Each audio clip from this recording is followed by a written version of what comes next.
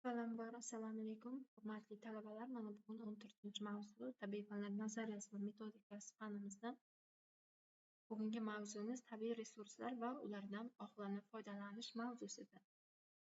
Rejalarga to'xtalib o'tadigan bo'lsak, birinchi rejamiz tabiiy resurslarning ahamiyati, ikkinchisi tugaydigan va tugamaydigan tabiiy resurslar hamda uchinchisi tabiiy resurslardan oqilona foydalanish.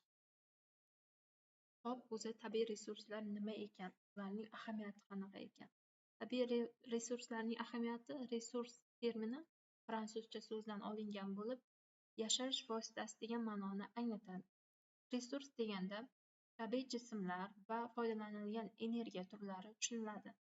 Tabiiy resurslar insonning yashashi uchun zarur bo'lgan shunday vositalardirki, ular jamiyatga bevosita emas, balki ishlab chiqarish kuchlari va ishlab chiqarish vositalari orqali ta'sir etadi.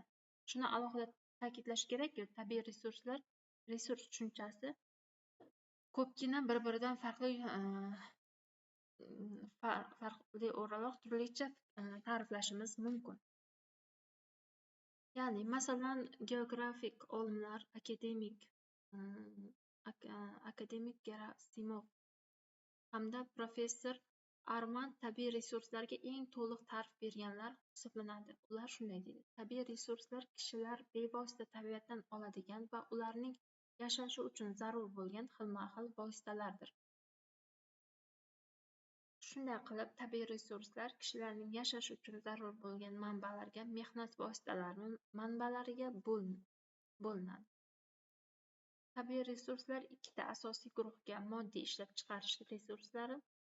Bu guruhga metallar, suvlar, yog'och, taxta, baliq va ovlanadigan hayvonlar kiradi. Ishlab chiqarishdan tashqari resurslarga esa bu asosan ichimlik suvi, daraxtzorlar, iqlim resurslari va boshqalarni misol qilib olishimiz mumkin.